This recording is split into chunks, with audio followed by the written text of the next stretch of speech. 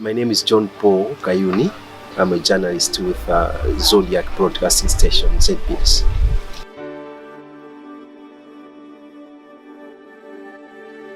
The training have been very useful, and I should say they have been very kind of an eye-opener to me as a journalist, because initially I could not properly report on Parliament.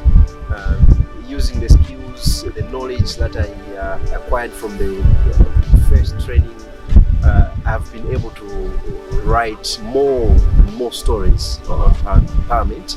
I've had a good understanding of parliamentary procedures, which have helped me to write more detailed stories about Parliament. So I've also been able to follow up on issues, pertinent issues, and in short, it has helped me to inform my listener, my audience better about Parliament, the first training.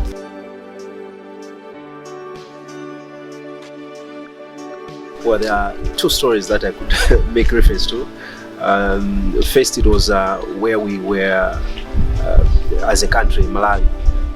We had an issue where the opposition political party, the main opposition party, which is required to elect a leader of opposition in Parliament, was refusing to have one on that position.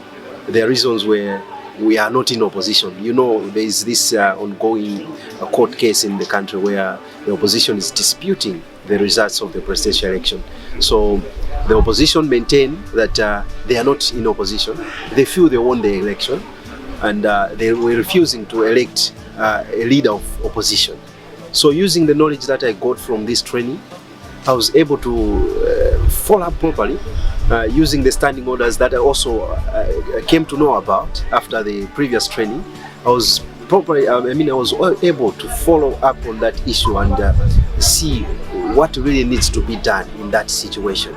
So I came up with a story that I am proud to say here somehow somewhat helped and facilitated, helped the opposition to reverse somehow their decision, and finally they got someone on that position. My name is Blessings Mpinganjira, and I work for Rainbow Television as a reporter.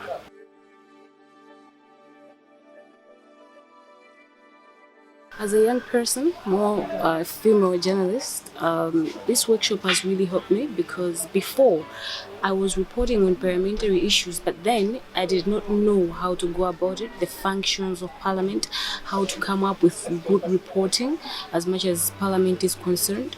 But after the first training, I was able to come up with good stories that were more detailed, that explained how Parliament works. And I'm conversant with some of the parliamentary language and follow our parliamentary proceedings.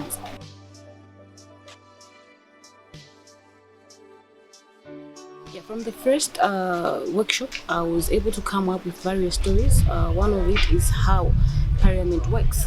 And the second one, I tried most to work on women parliamentarians, on how it is like to be a female member of Parliament, and how they're presenting their constituencies and much more. But mostly I worked on stories to do with Parliament, how it works, and being a standalone institution, how is it helping Malawians as much as problems and a lot of activities are concerned. Standing here is Melvin Magani Zabanda, a reporter working for Galaxy FM Malawi.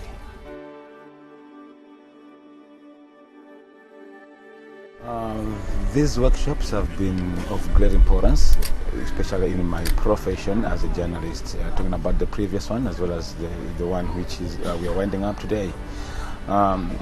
During the last session, a lot of things were learned, including some of the jargons that are used in Parliament, the lacks of side, just to mention a few, even how the bills come to Parliament, as well as the duties of the Speaker, including the formulation of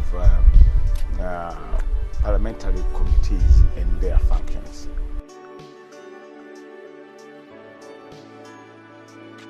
I did one previously, but with the recent training, I'm hoping to do another one regarding the fact that some new things as well has been highlighted to us as journalists, including that of independence of the August House, as well as how the legislators should execute their duties when it comes to representation of the electorates.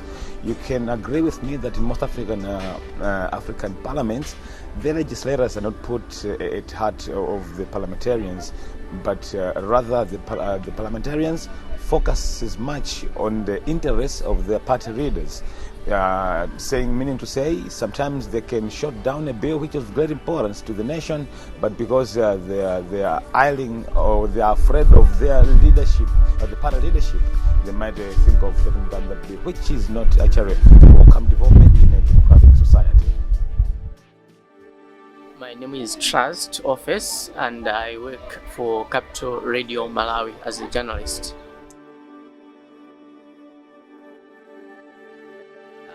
The workshops have been quite useful to me, mainly because I've been able to understand the role and power of Parliament and how the performance of Parliament can influence change in society, either for the good or bad, creating either prosperity or even poverty for the society. So as a journalist with that understanding, I am able to know how to approach issues that will prompt or that will make change to the society with regards to the expectations that I have from Parliament based on the information I've received from the workshop. Before the workshops, I could cover Parliament looking at the issues separately as events. But now I'm able to cover Parliament looking at issues as a process, not just as an event. And as a process, I can get a bigger picture. Yes, Parliament is ongoing, and I usually cover Parliament regularly. So I hope so many issues will be cropping up, which will be my next focus, and I should be able to write more stories that are meaningful, that are giving a clear picture, and showing the direction as to what is supposed to happen. My name is Brenda Toya from Nation Publications. I'm a reporter writing feature articles and political stories.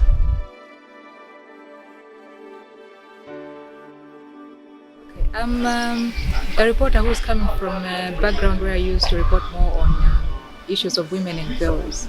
So the training has helped me to adjust, because now I'm more of a political reporter than I was a features reporter. So the training has helped me to understand better issues of parliamentary reporting and issues of Parliament in general. For instance, the jargon that we use sometimes haphazardly, not knowing exactly what you're trying to say. You think you're meaning this when actually the thing means the other thing. So now we're able to say things that we mean and things that actually are, so to say.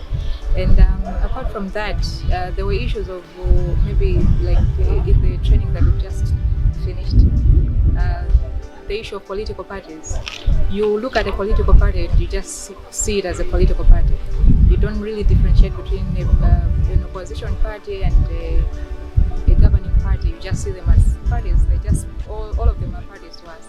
But now you understand, like now I understand what an opposition party is supposed to do, or what is expected of them, and what is expected of the governing party. And when you're asking questions, you're able to ask the relevant questions to the relevant political parties. So that's just another example. But there are many things that I've learned as someone who didn't have the political reporting background. It has helped me a lot, because now I'll be able to pursue stories in an informed manner.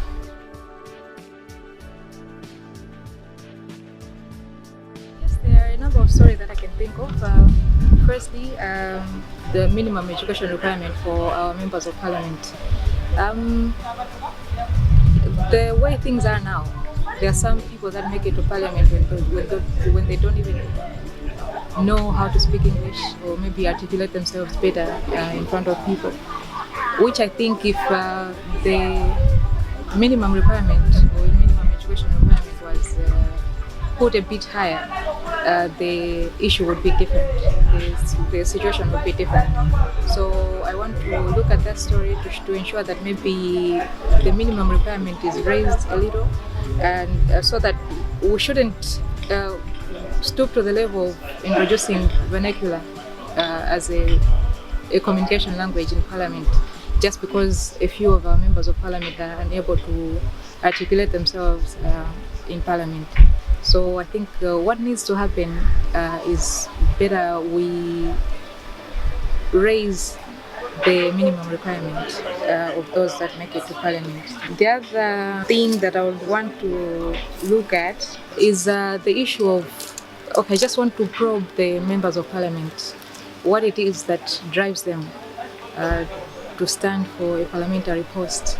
Is it to better the lives of the people that they represent, or is it to make themselves richer? Because most of the people that make it to Parliament, they'll tell you that, well, I'll just stand for one term. As long as I'm richer, I know that I cannot be re-elected because I would not have brought a lot of development to my area.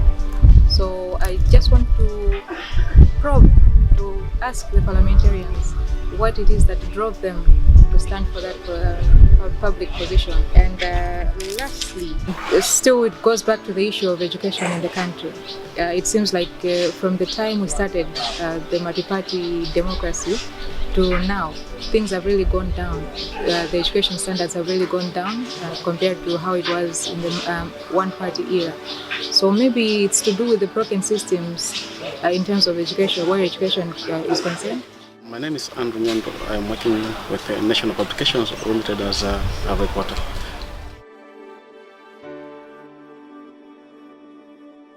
I think this has been so useful to me because in the first place, before I joined to participate in this program, I had a knowledge about some of the issues, and because of what I have done now, I got now skills which I think will make me or help me work better in terms of parliamentary reporting.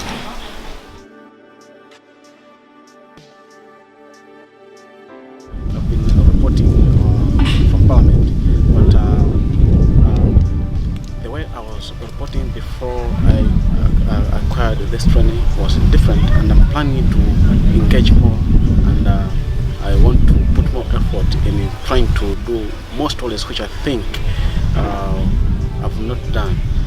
For example, I've not been able to check on a number of issues, including regulation or legislation, and in terms of maybe budgeting, whatsoever. So I think now I'll be able to work extra harder and using skills which I've obtained from me.